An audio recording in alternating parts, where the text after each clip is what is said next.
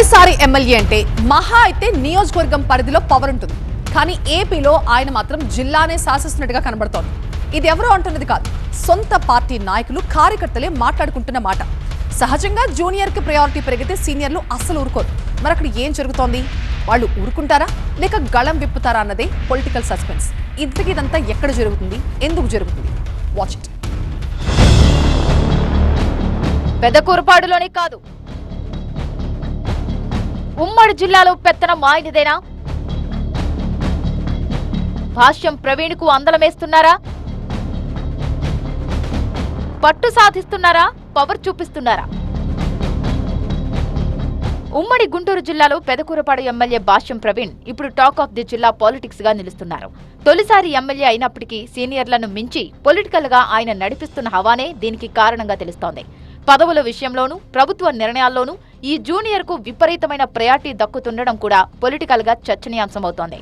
ఆయన జోష్ చూసి సీనియర్లం అనుకుంటున్న నేతలు సైతం ముక్కున వేలేసుకుని గప్చుప్పుగా ఉండాల్సిన పరిస్థితి. ఇటీవల ఉమ్మడి జిల్లాలో 2 కీలకమైన పదవులను భర్తీ చేసిన కూటమి ప్రభుత్వం పల్నాడు జిల్లా అధ్యక్ష పదవితో పాటు గుంటూరు మిర్చి మార్కెట్ యార్డు పదవులను పెదకూరపాడు ఎమ్మెల్యే భాష్యం ప్రవీణ్ అనుచరులకే కట్టబెట్టడం ఈ తరహా చర్చకు కారణంగా చెప్పొచ్చు. ముఖ్యమైన ఈ 2 పదవుల భర్తీలోనూ ఎమ్మెల్యే భాష్యం బలంగా చక్రం తిప్పారని తెలుస్తోంది. దీంతో ఉమ్మడి గుంటూరు జిల్లాలో ఉద్దండులుగా చెప్పుకునే నాయకులు సంభ్రమాశ్చర్యాలకు లోను కావాల్సి వచ్చిందట. ప్రధానంగా తన పరిధిలో యువ నాయకులకు అవకాశం ఇప్పించుకోవడంలో భాష్యం సక్సెస్ అయినట్టు కనిపిస్తోంది.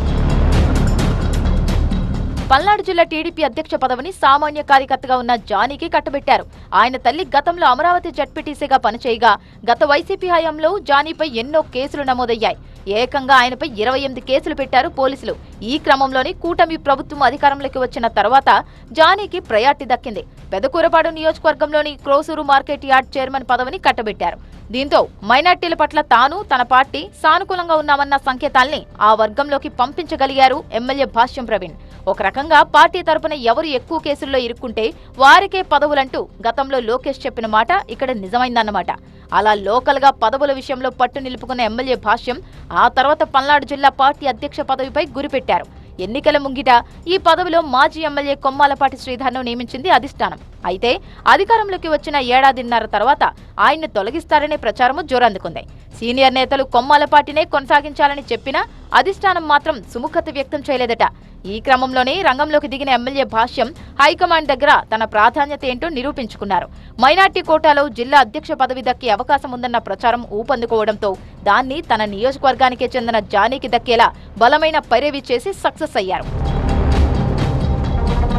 లోకేష్ శిష్యుడిగా పేరున్న భాష్యం ప్రవీణ్ సీనియర్లను మించి పొలిటికల్ ఎత్తుగడ వేసి తన అనుచరుడికి పదవి దక్కించుకున్నారు. ఇదిలా ఉండగానే ఏడాదిన్నరగా ఖాళీగా ఉన్న గుంటూరు మిర్చి మార్కెట్ యార్డ్ చైర్మన్ పదవిపై చాలా మంది నేతలు ఆశలు పెట్టుకున్నారు.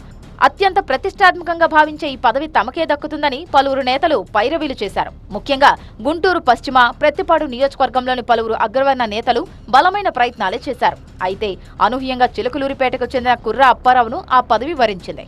అయితే కుర్రా అప్పారావు కూడా భాష్యం ప్రవీణ్ అనుచరుడే కావడం విశేషం.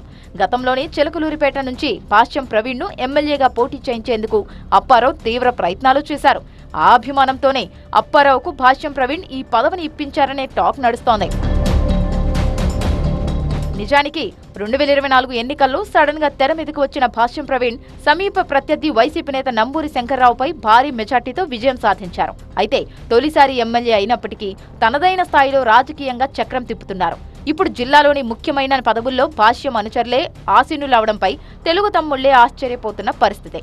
పార్టీ అగ్రనేత మంత్రి లోకేష్ కు దగ్గరవాడు కావడం వల్లే భాష్యం ప్రవీణ్ కు ఈ స్థాయి ప్రయారిటీ దక్కుతుంది అన్నది సీనియర్ల మాట. అందుకే ఆయన మాట చెల్లుబాటు అయిందన్న గుసగుసలు వినిపిస్తున్నాయి. అయితే 40 ఏళ్లుగా పల్నాడు జిల్లాలో రాజకీయం చేస్తున్న సీనియర్లు నేతలు మాత్రం తమ ముందు జూనియర్ కు ఈ స్థాయిలో ప్రాధాన్యత ఇవ్వడాన్ని తట్టుకోలేకపోతున్నారట.